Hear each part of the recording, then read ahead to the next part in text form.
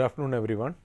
Welcome to yet another lecture of web-based decision support systems course for practitioners and business managers.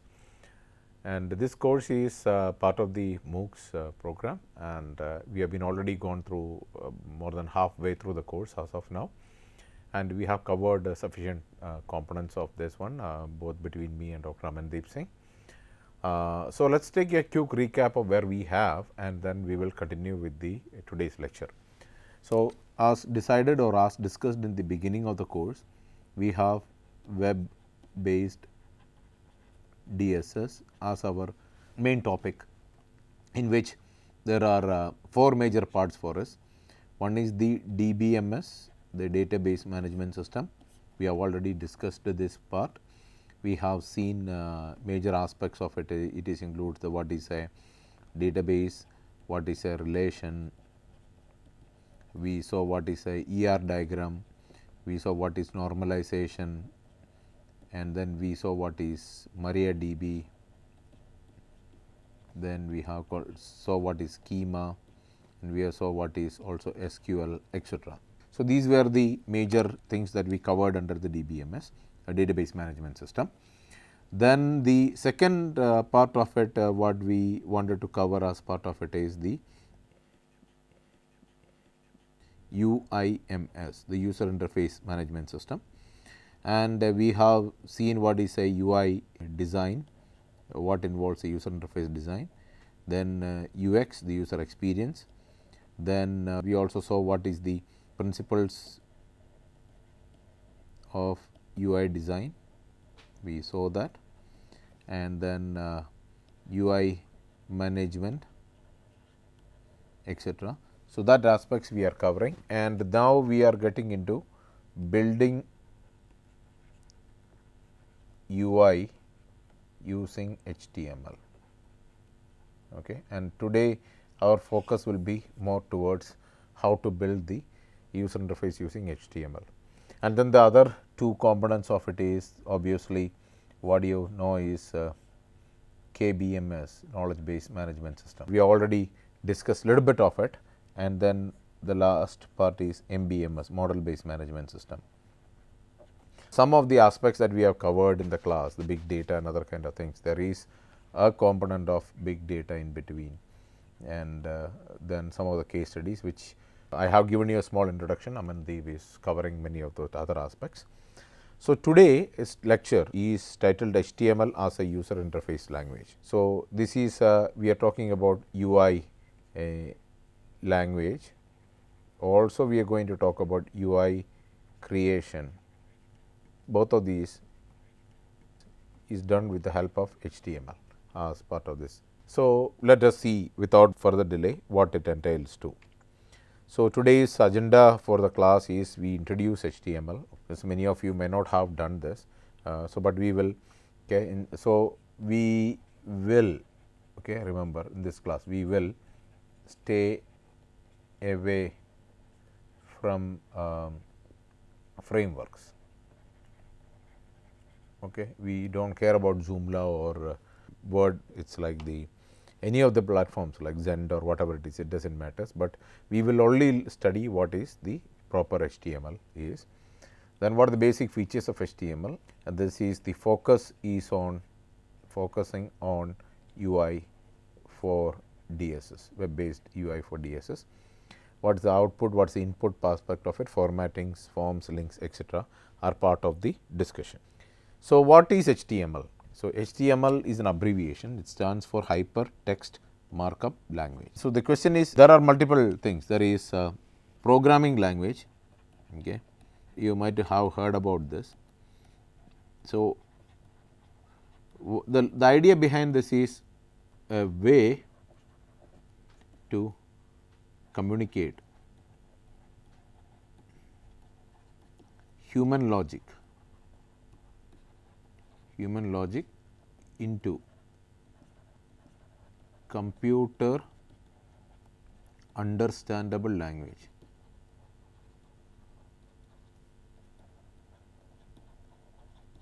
A way to communicate human logic in human language into computer understandable language. So, you have a human being sitting here and here is a computer which understands binary, and this person might be speaking English, Hindi, something like this. So, using that mechanism, how can you communicate the logic? It is the logic behind in the human to the computer is what the programming language facilitates. So, HTML, the most important thing you need to understand, it is not a programming language. This is very critical. But what is it? It is a markup language. So, the question is, what is a markup language? What is a markup language? Okay. So, the simple way to answer that question is markup languages has a set of markup tags. So, what these markup tags do is they describe or they format the way the content is displayed. So, for example, you are writing a text. So, let us say this is a sample text, okay, something like this, and you want to make this sample bolder. So, it looks bold. So, then bolding this, you can put a appropriate tag, tell the browser that this text to be printed in bold, and the browser when it reads these markup tags will ensure that this word sample is printed in bold. So, that kind of tags or that kind of commands that you can issue to describe content mostly used up in a web page, and markup tags are called as HTML tags. So, when somebody says I am using a markup tag, it is equivalent to HTML tags. Okay. So, that is one thing. And how do you distinguish these tags? So, these tags are usually distinguished by angular bracket. So, if I say something like this B and somewhere here /B, then whatever the text in between here, okay, it will be printed in bold. And these two are called as the markup or HTML bold tag. So, usually tags comes in pair, they are in pairs. So, in this case it is the pair of tags. So, this is the opening tag or starting tag and this is the closing tag. So, it tells the HTML interpreter that whatever you find between these two tags, make sure that that is printed in also are printed in bold. And most of the time the tags comes in pairs. Majority of the tags are in pairs. Okay. Pairs means there is usually a opening tag, okay, or also known as a start tag, and then there is a closing tag or also known as an end tag. So, most of them, majority I would say 90-95% of them are or the tags comes up in pairs. Now, how is the HTML web page or the document is organized? That is what we are going to look into today. So, assume that I am going to schematically draw this. Assume that this is a web page and there are three boxes at the end, the minimization, maximization and close kind of a things. And this HTML document, you can think about it is divided into two parts. So, the minute you say something like this, like HTML, a tag here and a /HTML, okay, these two tags, everything, the entire HTML thing has to be enclosed within these start and end tags, which tells everything within this is a hypertext markup language. Then within this there is two parts. The one tag is called the head tag /head and the other one is called as the body tag.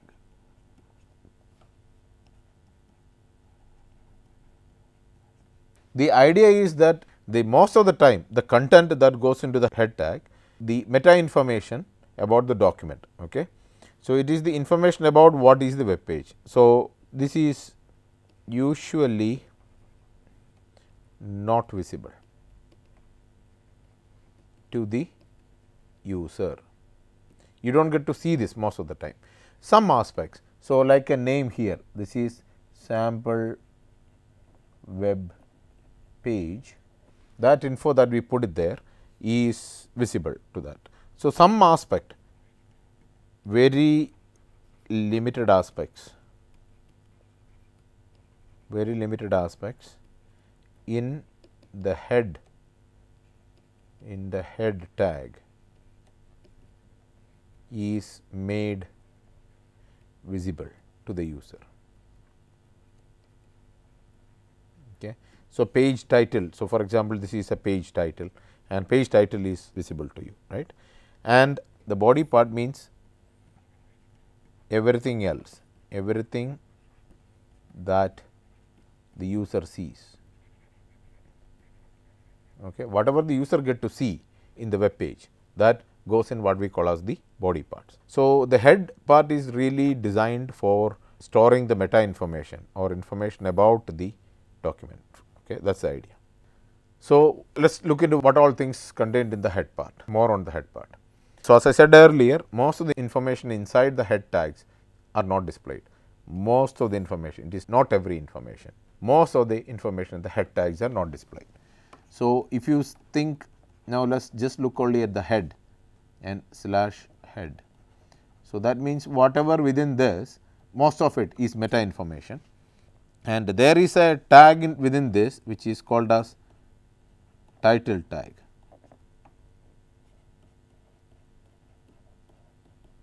Okay. The thing that you put here, okay, my sample web page, whatever that you put here between the title, that is shown at the top of the web page, where you have these 3 buttons, close, maximize, minimize, and it will be shown here.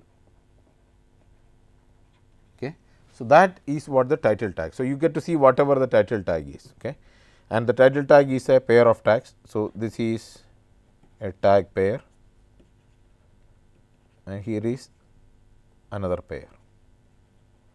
This regard. There is some other stuff like style and script and etc. you do not get to see. The style tag and script tags are not visible in this. So, standardized browsers, okay, and there is debate on this. So, for us, most of the things that we discuss in this course are on either using Firefox or we are talking about Chrome, Google Chrome. We are not worried much about. So, this is what for us we are looking into as standardized browsers. We are not worried about Internet Explorer, Opera, etc., those kind of browsers. So, standardized browsers like Mozilla will not display the text within the head tags. So, that is kind of a golden rule that most of the browsers follow very well, that whatever the text that you put in there, with an exception of title, nothing gets displayed. And the title / title tags or the HTML tag defines the title of the document, title of the or the web page, title of the web page, and for what? To display in the title bar. So, this portion is what you call as the title bar of a web page. So, that is the place where you actually get to see the title of the document. Now, let us talk about the body part of the HTML, okay, HTML body part. So, everything to be displayed on the white portion of the web page goes here. This is a simple rule. So, if you have a web page something like this is the title bar.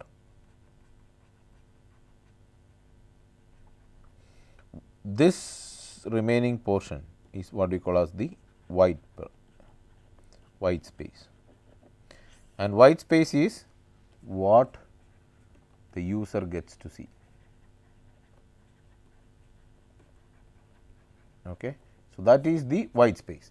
So, whatever the user get to see and whatever you need to display here goes into the body. So, this is the body / body tag. So, whatever you put here the user gets to see. You can put a graph like this, you can put a song or a movie, you can put some text here, okay. You can show numbers, tables of data, etc., like this. Okay. So, all those things that you want the user to see goes in here. Almost all other tags other than the head tags are allowed here. So, head / head tags not allowed in body. Okay, remember that, right. So, standardized browsers do not allow the head tags to go into the body tags. So, they both should be separate. So, the easiest way to remember is HTML encloses everything, then you split it into two parts, head slash head, the opening and closing tags of the heading, then you have body slash body and whatever you want to display. So, this is the white space display goes there, okay. And whatever in this one, it goes either the meta information or the title, which gets displayed in the title bar. And one of the most commonly used tags within the body tag. So, most information within body is enclosed within the paragraph tag, and the paragraph tag is with P and slash P. So, you may have something like P slash P. So, whatever you type in between these two tags, it will show up as a paragraph in the web page when you see this. Other common tags are you have tags with headers. So, if I say H1 sample something like this slash H1, it will be displayed probably like this, very large. But if you do the same thing as H4 sample and slash H4, you may see something like this, okay, a smaller text, maybe slightly different. So, these H1 to H6, they are preset in HTML. So, the font, the bold, the italics, capitalization, all those aspects associated with these tags are already preset in this, but you can change. You can change or modify. Okay. So, that is the heading tag. So, the paragraph, we saw what is a paragraph tag and we also saw what is a heading tag and how heading tag is a preset tag at this. Now, since we said P, the paragraph tag, so this is the paragraph tag, and since we said that the paragraph tag is the most, so this is the most heavily used HTML tag in the body section. Okay. So, it is heavily used. So, the rule of thumb is very simple, everything whatever you type, everything whether it is text, graph, it does not matter, within the P and slash P. So, this is the opening tag and this is the closing tag. Everything between the opening and closing tag of the paragraph tags is treated as a paragraph. Okay. It just takes us one paragraph. So, if you want to break a line, then line breaks are possible by the BR tag.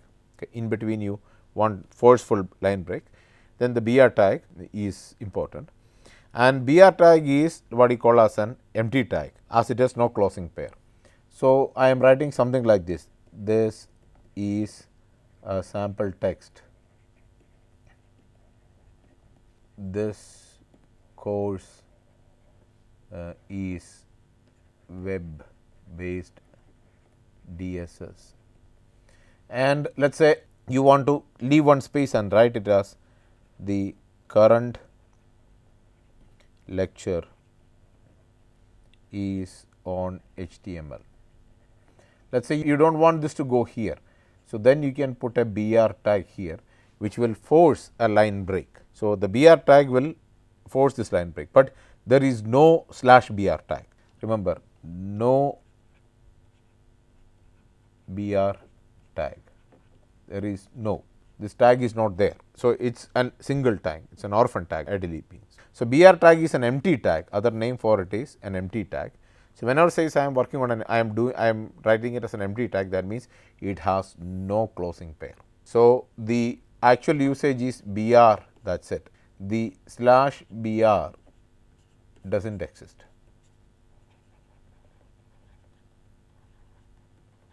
So, if that is the case, what we say is this tag becomes a empty tag, because there is no closing pair. The future versions of HTML and XML do not allow these empty tags. So, one of the formatting change that they have brought into this picture is, if there is no empty tags, so then instead of writing BR like this, the current standard is, instead of BR, use BR, then a space, a slash, and then close the bracket. So, this is the notation of the empty tag. They are following this from HTML5 onwards. Okay. So, this is the future proof one. This is the old usage. This is the old usage. It still works. This is the new usage, HTML5 onwards. Now, a tag, whenever you say a tag, you say I have a tag called P and a slash P, I can add modifiers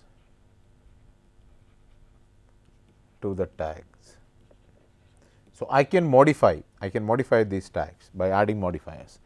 And what are these modifiers? Created using tag attributes.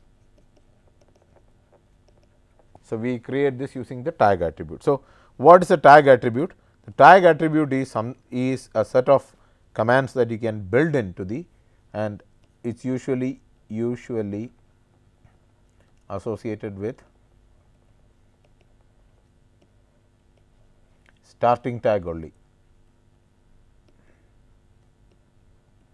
Okay. So, if I write something like this, so as an example, let us take an example. I say P, I will say align equals left or center, something like this. Let us say align equals, instead of left, let us call it as center for the time being. Okay. And I say this course is on MOOCs. The MOOCs platform helps all, something like this, right. And you say slash P, then in a white text, let us say if you look into this, it will align like this. This course is on MOOCs, the MOOCs platform, and last let us say helps all will kind of, so it will be aligned like the center of the page. So, depending upon what align you specify. So, align is a modifier to the P tag, and align can also, it does it. So, by the way, modifier or an attribute does not need to be stuck with one tag. So, the align attribute can be associated with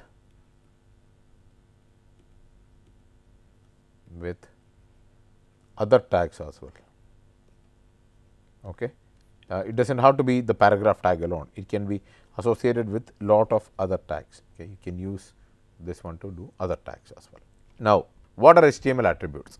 I just mentioned that these attributes are something that you can add to the tags. So, what do they, in the simplest definition for them is, it provides an additional information about the element. Most important thing, it provides additional information about the particular element. So, how is it done? So, when I say P align equals center, and then you say text, okay, or font equals times, let us say we say this. Okay. So, then these are two different attributes, one is the alignment attribute, another is the font attribute, and these attributes can also, I can, instead of this one, I can also use the table is another HTML tag, where I can use align equals center. That is possible. So, then the table will be aligned completely in the center. So, that is what an attribute is. It provides additional information about the tag element. The most important rule is always specified in the start tag. So, whatever you do in the P etc. here, then the slash p, whatever you do in the table, then you have slash table. Okay. So, the attributes always goes in the start tag, and they typically come in a name value pair in the format name is equal to a value. So, when I say align equals center, when I said this with double quotes again as this, align is the name of the attribute, okay, and center, this is the value of the attribute. Okay. That is the name value pair as we mentioned. Okay. And attribute variables are always quoted. So, you can say think about single quote, double quote. Okay. I usually use double quote because to maintain uniformity. Use lowercase for attributes as a convention. Okay. This case insensitive, if you write something like this, P align equals center, and you do P align equals center, both are correct. Both forms can be used, and you can have not just one attribute, they can have multiple attributes. A lot of attributes is possible, and so different tags can have the same attribute.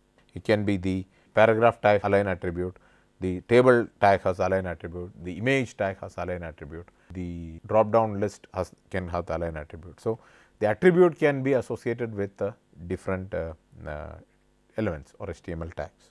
And then I talked to you guys about the H1 to H6, the heading tags as part of this H1 to H6. And these are different styles of heading and they are predefined in HTML. It's already said, done, this is what it is going to be. It's already set up as part of this. So, that is the style of heading, and the largest font size is attributed to H1 and the smallest is to H6. So, you have H1 to slash H1 and you have like this H6 slash H6. Okay.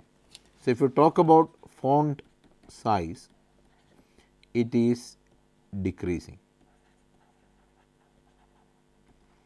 So, the largest font will be with H1 and the smallest font will be with the H6. That is the idea. And then you can put the align attribute to align the heading, left, right, center, you can use the align attribute. And there is no restrictions, you can use any number of H1 to H6 tags in a single HTML document. There is no limit, you cannot, nobody says that, oh, you can use the H1 tag only 5 times or something like that. You can use H1 tags how many ever times you want in the document. Yes, if you write everything in H1, it will look pretty ugly. That is one part of it. That is the usability question. But there is, from the markup language side, there is no upper limit of the number of the predefined heading tags.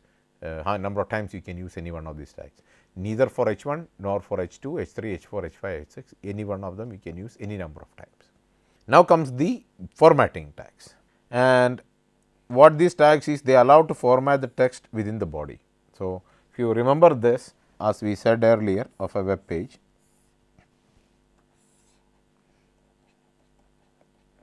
this is our web page, okay, and this is the title bar, okay, title bar, and the HTML, the formatting tags allows you to see however so you have a paragraph of text going like this, okay. Then you have a table here, something like this, and then you have a video aligned like this,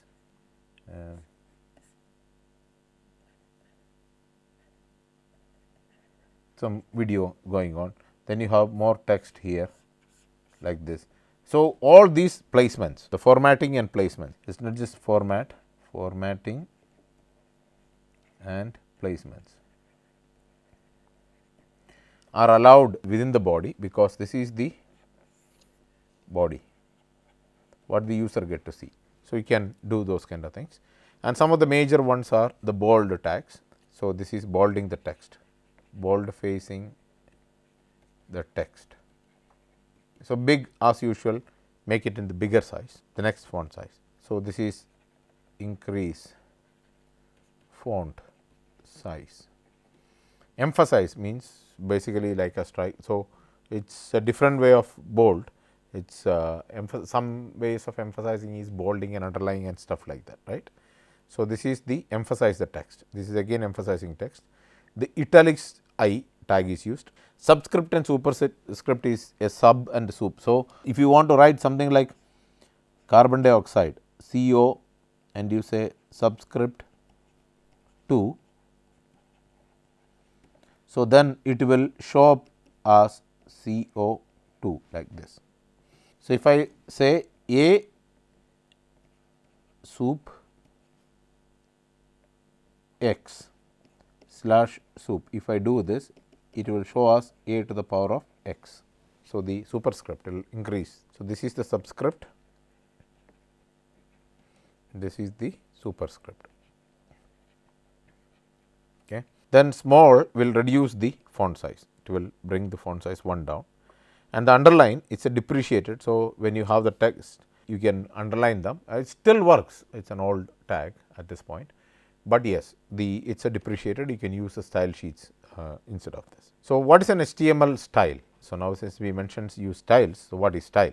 So, the style was introduced in HTML4, now we are talking about HTML5, HTML advanced 5.5 etc., and style is an attribute. So, if I say is that I can say that P align equals center, I can do something like this.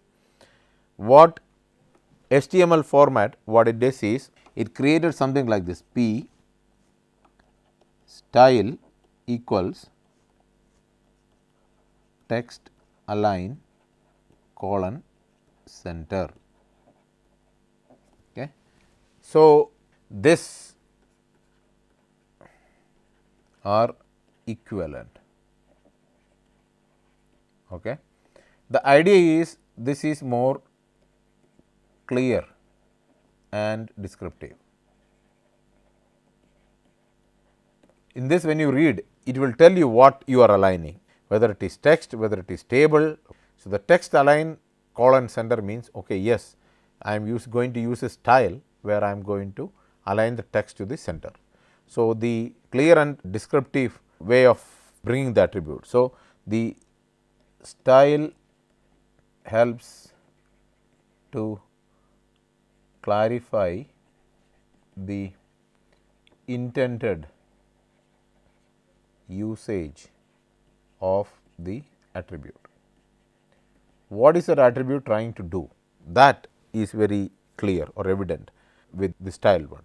So, the format is style in colon and within 2 double quotation marks, remember what to change, what are you going to change, and the value, what the intended value you are going to say. So, if you say style font size colon 10 pixel, which means the font size is what I am going to change and I am going to change it to 10 px. Text align colon center means the text is going to be aligned and it is going to be put it into the center one, etc. So, when I say H1 style text align equal to center, this is a heading. So, this will show up in a web page something like this.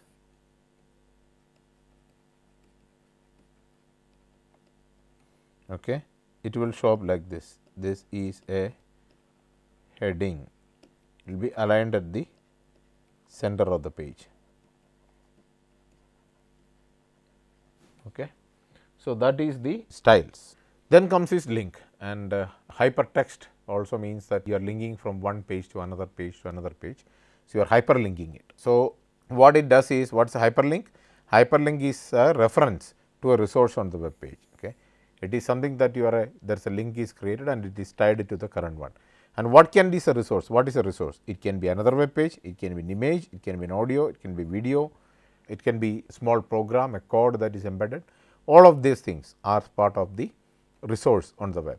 So, the hypertext allows you to, or the hyperlink allows you to link from one page to another page or include image, pictures, etc. as part of it. And how does this hyperlink is provided? It is provided by the anchor tag. The anchor tag basically what it does is it creates an HTML link. The anchor tags creates the HTML link. Okay. And there is a compulsory attribute in an anchor tag. Okay. and this only goes to the anchor tag alone, nobody else, and that is called the href, okay, hyper reference or hyperlink. So, if I say that something like this, okay, a href equals www.google.com, okay, and Google link /a. If I do this, so then what happens is this web page,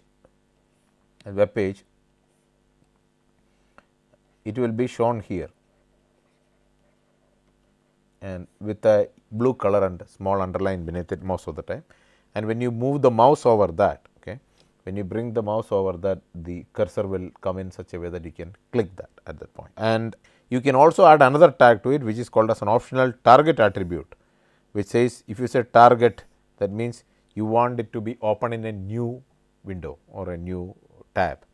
So, then you can use this whether you want it to be open in a new blank window or a new tab, that can be determined as part of this. Now comes the HTML images. So, let us see what happens in this. So, image tag is an empty tag in HTML. Empty tag means it is a standalone tag, there is no pair for this. And image tag has a mandatory attribute. It always has a mandatory attribute called the SRC, the source attribute, which is in the form source equals value. So, that what does a source is? Source tells you where to look for the image. So, the source can be a this one hyperlink, or it can be a particular location. The SRC value, okay, you can debate it as can be either another hyperlink or a location in the hard disk, okay, hard disk drive. So, and again it is an empty tag. So, from the HTML4 standard onwards, you have to have the img, the source equals value, okay, and then use the empty tag style from HTML4 onwards. If you are in the old school, you do not need to do that. So, here is an example is that image. So, this is the img tag, and then source, this is the mandatory, this is mandatory, and align, where to how the image should be put, should be aligned. Here is the width. So, the image should be shown in a particular width, height, and the alt means it is an alternative reference. So, when you move the mouse over certain images, it will show a small text in a box when contains something, that is called the alternative text or alternate text. So, that is also part of this one. Then comes the very important one, which is called as the HTML table. So, again tables are defined by the table/table tags as part of this, but the table tag also has two sub tags. This is the first time you see what is called as a sub tag. So, that defines the rows and columns, and the table rows are TR. So, it stands for a table row, and columns, if it is a heading column, you can use TH, and if it is a data column, you can do TD, table data. So, you can ideally think about it as TR, TH and TD are the three things, that is, but TH and TD are one, TH is only used for the heading columns. So, here is an example of a table. So, it says table. So, in the HTML web page, what we talk about, okay, this is the web page. HTML is reading the markup, and at some point of time it says table border equal to 1, align equal to center, cell padding is 10, cell space is something. So, what it does is it looks at and says how many rows are there. So, how do you count the rows? So, this is the row 1 of the table, this is the row 2. So, everything that is enclosed within the TR subtag, so it is 2 rows. So, HTML says okay, you asked me to draw a table with 2 rows and the border style of 1 aligned at center. So, here is a table with aligned at the center, the middle of it exactly, and now this is the row. Now, what it does is it looks at how many columns per row. So, in the row 1 there are 2 TH stands for the table heading. So, this means the columns, how many columns are there. So, there are 2 columns. So, it is a 2 column 2 stuff. So, you break it like this. So, if I want to create a 3 column table, 4 row 3 column table, I will be something like this, table and TR TH heading 1 slash TH TH heading 2 slash TH TH heading 3 slash TH slash TR. So, what it says is in the first row, so this table will be drawn something like this.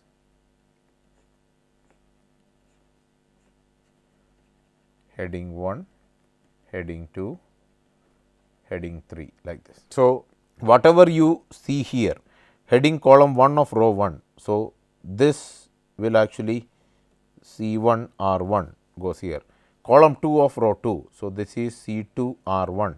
Then the other one is C1 R2 and this is C2 R2 like this. So, this is the order in which HTML table tags gets translated to a physical table in the web page as of now. Now, then the other one is the list tags. So, if I say I have a like a cars and I want to put it as Suzuki, Toyota, BMW, Ford, etc. So, this whole structure that you just saw here is an HTML unordered list. Okay. Instead of this, if you put number, that is a numeric list, all those kind of things. So, that kind of a data display is called as the HTML list. And the 3 type of lists in the HTML. Number 1 is the unordered list. So, these are the items that are marked with bullets. So, when you have these circular bullets like this or square bullets, you can have triangle bullets like this. So, all these are pretty much part of they are all part of unordered list.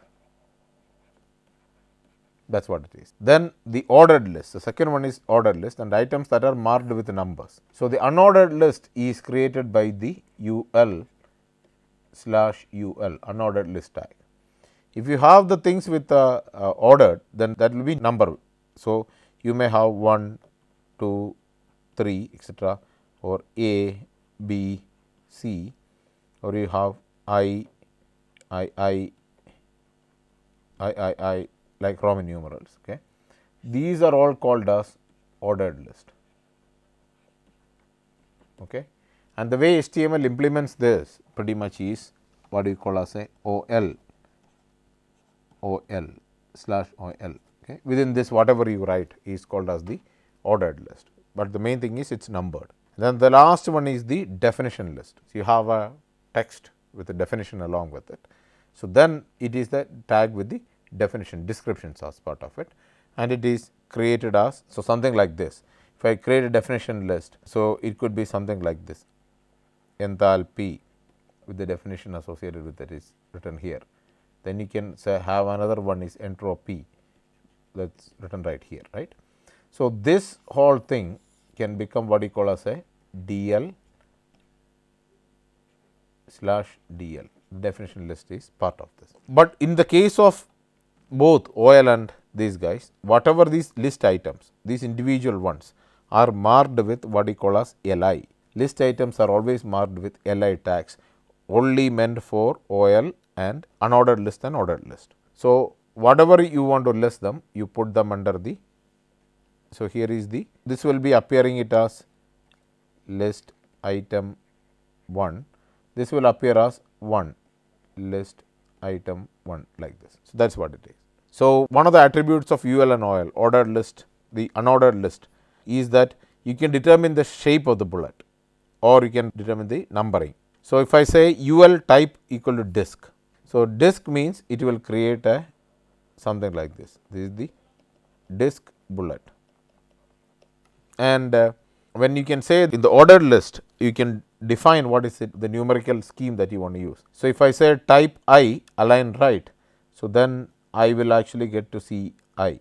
So, this is the Roman numerals I, okay, I kind of a thing. So, you can tell whether you can choose the disk type in unordered or Roman numbering in the ordered list is something that is feasible as part of this. The second part of the list, which is the DL, the definition list, as part of this, there are two tags that are used. Okay. DT, the definition term, is used, and DD, the definition description tags are used. So, if I say that it will be shown here as term 1, but it will be in bold and stuff like that, and then the description, whatever you typed, the description will go here. So, this is the definition description. So, same way. So, this and then this is the term 2. So, it will be something like this, term 2, maybe bold faced or something, depending upon how you have done, and the definition of term 2 goes like this. And depending upon what you, the DTDD pair determines the definition list. Unlike the ordered list and unordered list, there is only one thing, it is LI, okay, list item, whereas in case you have a definition term and a definition description as part of this exercise. So, with this today what happens is we reach the first introduction part of the basic aspects of HTML, and I request you guys to, I already mentioned at the beginning of the class, W3 schools. I request you to go to the W3 schools wherever the hyperlink was provided and look for HTML tutorial. It actually gives you a very good online hands-on tutorial that you can, it's available for you for free, you do not have to pay anything. Go there and use it and make sure that you practice, you learn what are the different HTML markup tags, the orphan tags, the pair tags, the attributes, the modifiers, all these aspects you can do as part of the this process. So, the next one, there are so many more other things, but we are going to cut short all of those, and we are going to move towards what we call as the user interface design, UI design, which is HTML forms as part of this, as part of the next lecture. And then after that we will move towards something else to show you how to use forms to collect data and store that data in the database. Okay. So, once we finish HTML quickly, we will move to the intermediary application layer, where for which we will be using PHP. Okay. Thank you very much for your patient hearing. We will continue the remaining in the next class. Thank you.